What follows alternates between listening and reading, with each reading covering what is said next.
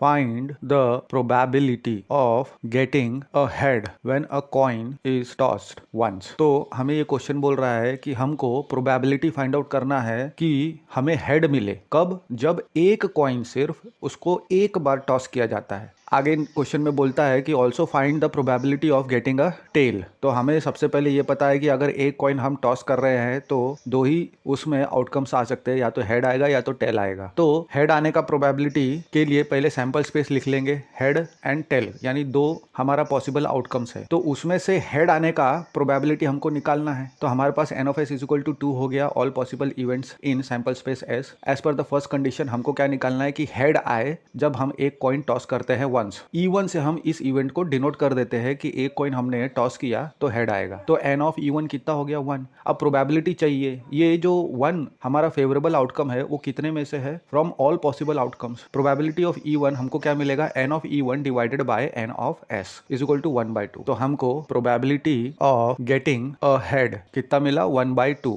और इसको फ्रैक्शन से डेसिमल में कन्वर्ट करेंगे तो 0.5। Now as per the second condition आगे क्वेश्चन में बोलता है कि प्रोबेबिलिटी हमको निकालना है कि टेल आए, उसका प्रोबेबिलिटी हमको चाहिए। तो नंबर ऑफ आउटकम्स हमारे पास क्या है, फेवरेबल 2। E2 हम इवेंट कंसिडर करेंगे जहां पे टेल आए। तो नंबर ऑफ E2 आउटकम तो ये एक ही है कि टेल आएगा, एक ही दिख रहा है हमको T। तो therefore probability of getting a tail that is P of E2 हमको क्या मिल जाएगा, n of E2 divided by n of s, क्योंकि ऑल पॉसिबल आउटकम में से हमको एक ही E2 मिल रहा है। तो इज इक्वल टू 1/2 अगेन आ जाएगा। Therefore probability of getting a tail is how much, again half. मतलब 50-50 चांसेस रहते हैं हेड और टेल आने के, यानी 0.5 डेसिमल में।